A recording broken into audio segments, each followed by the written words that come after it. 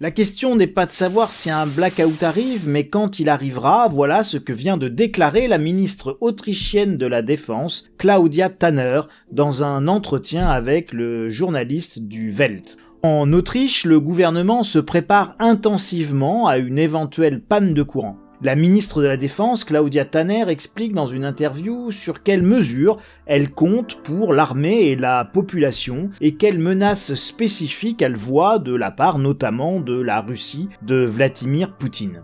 Claudia Tanner indique que nous pratiquons régulièrement des simulations de crise et de blackout. D'ici 2025, nous investirons au total 180 millions d'euros dans l'agrandissement d'une centaine de casernes dites autosuffisantes qui disposeront d'un approvisionnement énergétique suffisant et pourront se prendre en charge pendant au moins 2 semaines. En outre, 12 casernes seront agrandies en îlots de sécurité afin qu'elles puissent être des points de contact avec les autorités civiles et les forces de l'ordre en cas de crise. Un maillage résilient. Nous avions il y a longtemps, nous en France, un architecte militaire de grand talent qui a façonné les ouvrages défensifs de notre pays et donc aussi le patrimoine. Il s'agit bien évidemment de Vauban et de ses célèbres forts, les forts Vauban. Oui, les forts Vauban, un concept vieux comme Vauban. Le professeur Didier Raoult d'ailleurs voulait que l'IHU de Marseille soit le précurseur d'une série de forts Vauban de la biologie couvrant notre territoire et capable de nous donner les moyens de résister à une très grave épidémie. Il avait raison et a toujours raison, il nous faudrait au moins 10 IHU répartis sur le territoire comme autant de forts Vauban,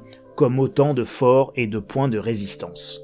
En Autriche, ils se préparent avec la même approche. Des points de résistance et de résilience qui serviront de forts, de phares et de lumière dans la nuit pour pouvoir assurer la continuité au mieux des affaires civiles et militaires. En France, rien. Des réjouis de la crèche et des BA qui comptent sur la chance. Mon pépé, lui, n'a jamais compté sur la chance, même si à la guerre, il en faut pour en revenir, disait-il.